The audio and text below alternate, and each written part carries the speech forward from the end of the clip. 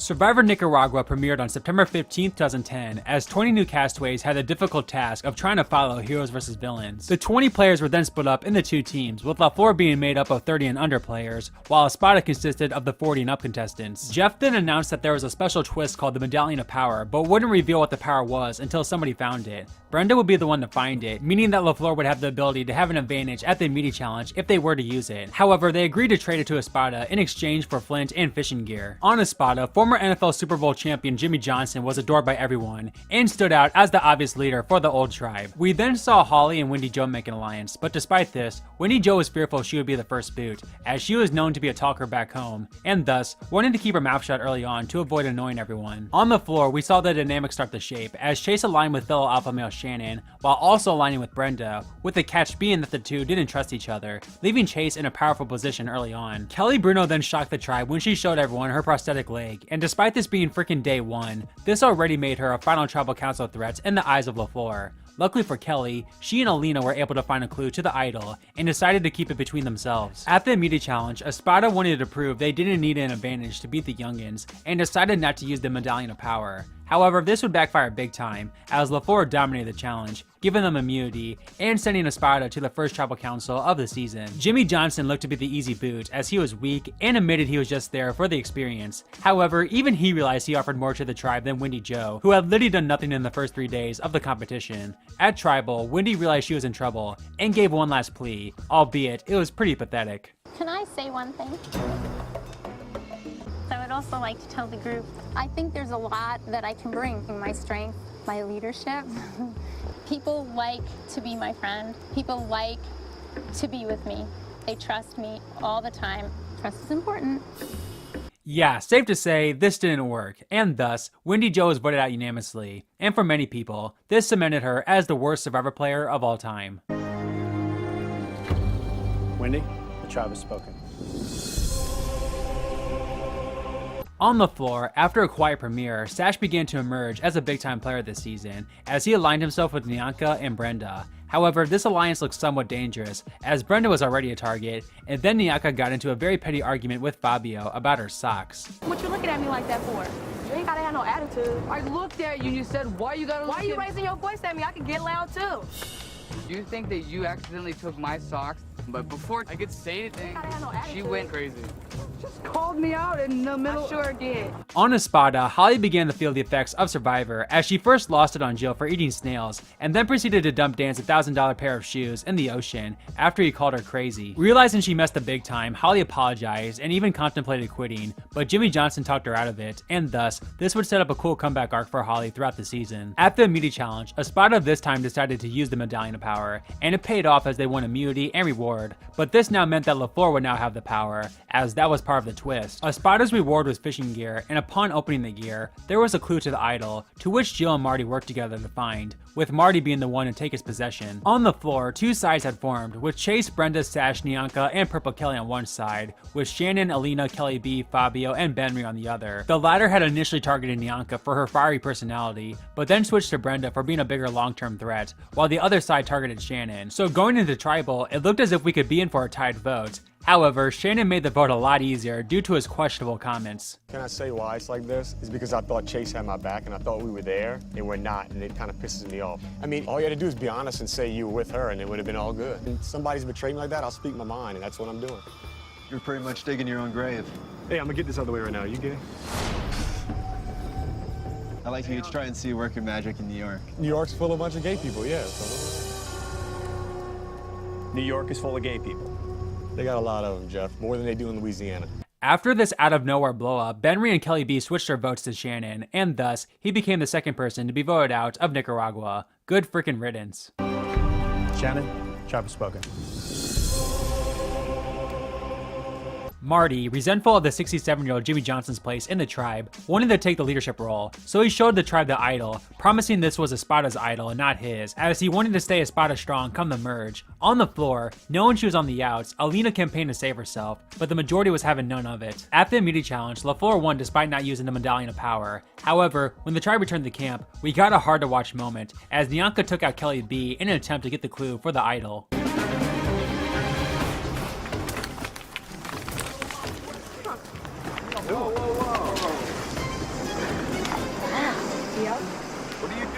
data now. On Espada, Jimmy J and Dan were on the chopping block for being the weakest links. However, while it wasn't shown, Jimmy J made the decision easy for Espada, as his body had been beaten hard by the elements, and asked the tribe to vote him out, with the tribe respecting the wishes of the legendary NFL Hall of Famer.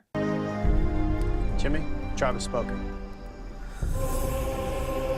Nyanka and her ally Brenda used the clues to find LaFleur's idol. Alina and Kelly B, who had an idol clue from back in the premiere, also looked for it, not realizing it had already been found, leading Nyanka to confront the two. The teams were then given the chance to practice for the upcoming immunity challenge, and Marty, the now leader of Espada, nominated Tyrone as captain. But as Marty predicted, Jimmy T was upset about this, as he felt this was his challenge to lead. At the immunity challenge, LaFleur used the Medallion of Power and dominated the challenge, winning immunity and reward. Chase would then find a clue to the idol in the tackle box and shared it with Brenda, but Brenda told him that she and Nyanka had already found the idol, and Nyanka was the one in possession of it. After the challenge, Jimmy T was furious at Marty for his decision making, and claimed that he should be the new leader of the tribe. So after this threat, despite Dan being the clear weakest link, Marty went to work to save him and take out Jimmy T, and at Tribal, he was able to get everyone other than Holly and Jane on board to take out Jimmy T in a 5-3 vote. Jimmy T, the tribe has spoken. Episode 5 begins with a unique tribe swap, as Holly and Brenda were picked as captains and had to choose members from the opposing teams to join the new Espada and LaFleur tribes. When all was said and done, the new LaFleur consisted of Jane, Marty, Jill, Kelly B, Brenda, Fabio, Sash, and Purple Kelly, while the new Espada contained Tyrone, Yves, Chase, Dan, Holly, Nyanka, Alina, and Benry. And now that the old versus young twist is no longer, neither was the Medallion of Power, officially putting an end to one of the most useless twists in Survivor history. The new tribes immediately competed in a challenge, with Espada winning 2 hens and a rooster. On Espada, Tyrone rubbed the LaFleurs the wrong way, as he laid down the rules of the camp. Feeling like she was on the bottom of the old Espada tribe, Holly aligned with the LaFleurs. On the new LaFleur tribe, Marty showed the under 30 players his idol as well, in an attempt to scare them from voting for him, as he was on the bottom with Jill and Jane. However, Jane immediately threw Marty under the bus to the LaFleurs, as she knew she wasn't a part of his core alliance. At the immunity challenge, LaFleur won the first challenge as new team, sending Espada to Tribal. The vote was between Tyrone and Nyanka, as the tribe wasn't fond of Tyrone's bossiness and perceived overeating of the chicken, while Nyanka, in a bit of foreshadowing, had threatened to quit earlier in the episode. But at Tribal, Holly and Dan flipped to the LaFleurs, sending Tyrone home in a 6-2 vote. Tyrone, the tribe has spoken. Good luck, guys.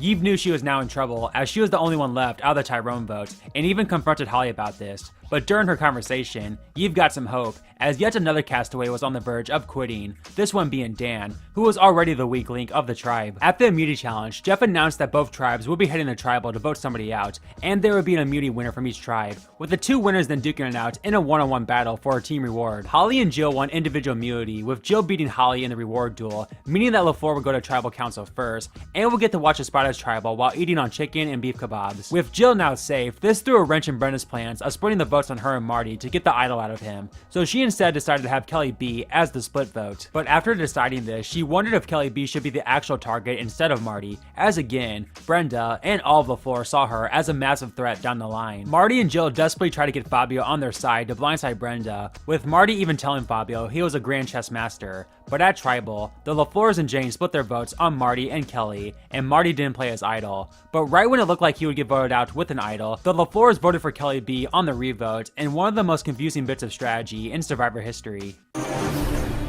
Kelly B, the tribe has spoken.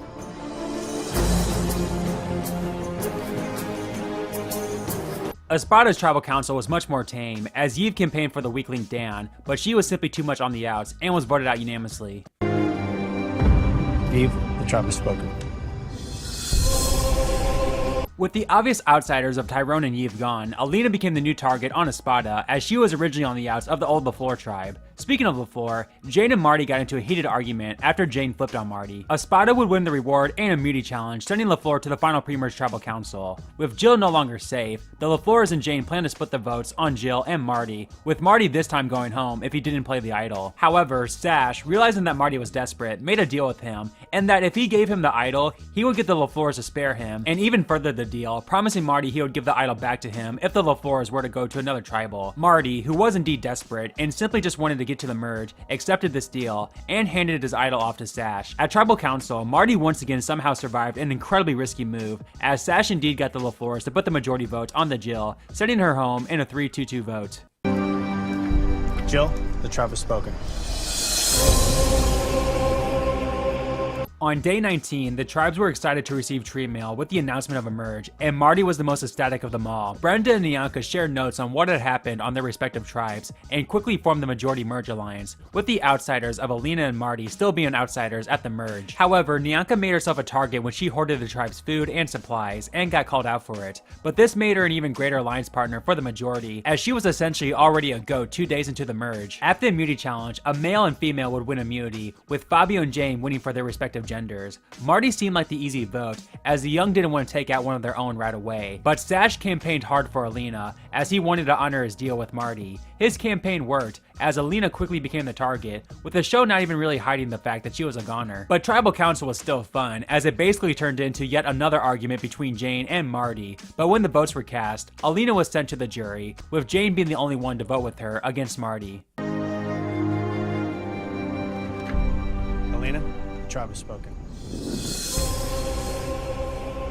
Marty continued to play hard at the bottom, as he came up with the idea to make it seem as if Nianka was the next target, to flush the idol out of her, when in reality, the vote would be Jane. At the reward challenge, the teams were randomly split up, and it just so happened to turn out to be men versus women, with the men winning reward, and during their barbecue feast, Marty continued to campaign hard for Jane. At the immunity challenge, Brenda won, which put her and Sash in the swing vote position, as it appeared Marty's plan worked, and got all the other men minus Sash and Chase to vote for Jane. Chase didn't want to vote out Jane after forming a very tight bond with her, and at Tribal, Sash and Brenda sided with Chase's alliance to protect his partner Jane, blindsiding Marty in a 7-4 vote. Marty, the tribe has spoken. Good luck, guys. After Brenda and Sash tipped off the tribe that they were working together at Tribal, Holly felt now was the time to break up the power duo and talk to multiple people about this idea, with a lot of them being down for this, as pretty much everyone knew how threatening of a player Brenda was by this point. At the reward challenge, the team of Purple Kelly, Fabio, Chase, Nianka, and Jane won a day of volcano surfing along with pizza and brownies. When they returned to camp, Chase told his ally Brenda that her name was being thrown around by lots of people, but she didn't seem too bothered about it, so Chase went to work to save Brenda and campaigned for Benry, as he was the biggest physical threat out of Marty's minority alliance, but this completely backfired as Nianka ratted Chase out, telling the tribe that he had told Brenda she was in trouble. At the immunity challenge, it came down to Chase and Jane in a battle of strength and will, and to the surprise of everyone, Jane was able to outlast the young buck. However, fun fact, Chase was actually disqualified from the challenge as he grabbed the rope above the knot, but the editors made it look like Jane outlasted him. Chase's bad episode continued as his lobbies for Benry fell on deaf ears, and Nianka even called him out at Tribal for trying to break up the majority alliance. With Brenda all but done for, it all came down to whether or not her ally Sash would play the idol for her, but in the end, everyone other than Purple Kelly voted out Brenda, making her the third member of the jury. Brenda, the tribe has spoken. Episode 11 was a recap episode, leading us into episode 12 of Survivor Nicaragua, one of Survivor's most notorious episodes, as it broke how the jury works, provided us with Jeff Probst's angriest moment, and gave us a double quit. The two quitters this episode were Purple Kelly, a girl who literally had the purple edit named after her with how invisible she was, and Nianka, who, yes, while a fiery personality, I think the show went out of its way to show the worst of her, as punishment for quitting. It was on day 28, a brutal rainy day, that the two had enough, with Nianka even giving her idol to Chase, knowing she wasn't going to last much longer. The two were able to make it to the reward challenge though, where Nianka, Benry, Holly, and Chase won a movie reward, but after the challenge, Nianka and Kelly told Jeff about their decision to quit, but Jeff told the girls to reconsider it and come back with an answer at Tribal. For the rest of the day, the castaways begged Kelly and Nianka to fight it out, as there was only 11 days left, and they would forever regret quitting. But at Tribal, Nianka and Kelly simply couldn't take it anymore, and indeed decided to throw in the towel, much to the anger of Jeff, the jury, and the millions of fans watching, who would give anything to be in their shoes. Right now, Nianka, you have a 1 in 9 shot at $1 million. Yes or no? Are you going to stay in this game and fight for a shot to win it, or are you going to quit? I'm gonna quit. Nianka's going to quit. Your odds just improved with Nianka quitting. You going to stay and fight, or are you going to quit? I'm gonna quit. Purple Kelly's going to quit. All right, Nianka, grab your torch.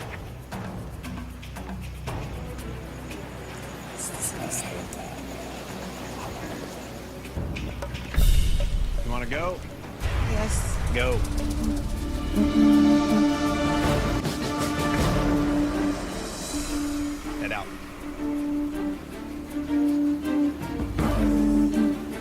before we move on, I do want to give some retrospect to Kelly, as she was a recruit thrown out of Nicaragua to be the hot girl, with the producers essentially not letting her wear anything but her bikini at multiple points throughout the season. So while it stinks she quit, I do think she got the really raw end of the Survivor deal. Anyway, it's the final 7 now, and there's 2 factions of 3, with one being Marty's old alliance of Fabio, Benry, and Dan, with Chase and his 2 mother figures on the other side, leaving Sash in the middle. At the reward challenge, Chase made a foolish mistake, as after he won, he chose his 2 allies to join him, giving the opposing alliance the entire day to work on Sash. But luckily for the 3 on reward, nobody on the other side trusted Sash, as they saw him as a schemish player, and in general, they knew he had been working with Chase all game. So when Jane, Holly, and Chase returned to camp, Benry tried to save himself by aligning with this alliance, and they agreed on Fabio. At the immunity challenge, Sash gained even more power in the game, winning his first immunity. The majority agreed to tell Fabio that the guys would align to blindside Holly, when in reality, he would be the vote, and even Benry and Dan were down for this plan, as long as it wasn't them. However, Sash officially joined Chase's side when they all agreed that Benry was a bigger threat due to his aggressive play to throw Fabio under the bus, as opposed to Fabio, who was seemingly just skating by, and thus, Benry was sent to the jury in a 4-2-1 blindside. Benry, tribe has spoken. Good luck, guys. With Sash officially aligning with Chase, Jane, and Holly, Dan and Fabio knew they are now in serious trouble. At the reward challenge, the final 6's loved ones joined them to compete for reward, with Chase and his mom winning. Chase brought Sash and his mom, and Holly and her husband that joined them, going back on his deal he made with Fabio early in the episode, and that they would take each other if they won. Dan, Jane, and especially Fabio were pissed off with Chase back at camp, while Sash, Chase, and Holly made a final 3 deal with each other on reward. At a must-win immunity challenge for Fabio, he came up clutch, winning his 2nd immunity of the season. So this left Dan as the only outsider to vote for. However, with the final 3 alliance realizing that Dan was useless, they figured they might as well take out the jury threat Jane now, as they're gonna have to turn on her eventually, even telling her this to her face. And yeah, Jane did not take too kindly to this news.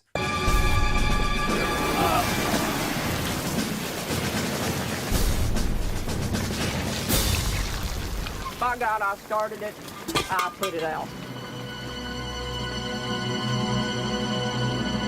Jane continued to plead for her life at Tribal, begging the outsiders of Dan and Fabio to draw rocks to go against the final 3 alliance, but it wouldn't have mattered anyway, as Chase and Sash played Marty and Nyanka's original idols, and in the end, Jane was voted out unanimously.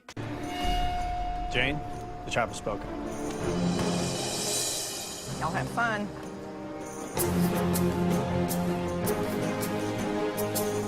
It's the finale now, and the final 3 alliance of Chase, Sash, and Holly knew that Fabio was really the only person that stood in their way, as Dan was useless, and there are no more idols or advantages left in the game. But Fabio would come up clutch once again at the final 5 immunity challenge, winning his 3rd of the season. While there was talk between the guys about taking out Holly for being a jury threat, the majority simply felt that they had to take out Dan, so they would have the best shot possible to beat Fabio at the final immunity challenge, with even Fabio hopping on board to send Dan to the jury in a unanimous 4-1 vote. Dan, the tribe has spoken. It's now the final immunity challenge, and just like the previous 2 challenges for Fabio, it was either win or go home. Will he pull it out once again, or will the 3rd time be the charm for the final 3 alliance? 2, 1. Sash drops his coins, Fabio wins final immunity, and will go to the final 3.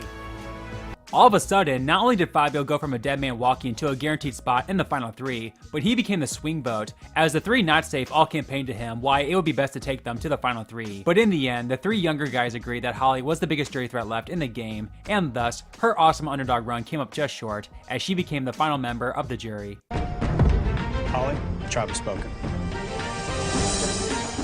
The final 3 of Chase, Sash, and Fabio all had very interesting runs to the final 3 despite starting on the same tribe, and it made for a fun, albeit somewhat bitter final tribal council. Seemingly out of nowhere, Sash was seen as a GOAT by the jury, with the rumor being that this was due to Mortgagegate. While Chase got slammed by a couple of jury members, he also impressed some others, with him even winning over a couple of jury votes. But in the end, it just wasn't enough, as the majority of the jury simply loved Fabio for the goofball he was, and his clutch immunity wins, and thus, Fabio became the youngest winner in Survivor history, beating Chase and Sash respectively in a tight 5-4-0 vote.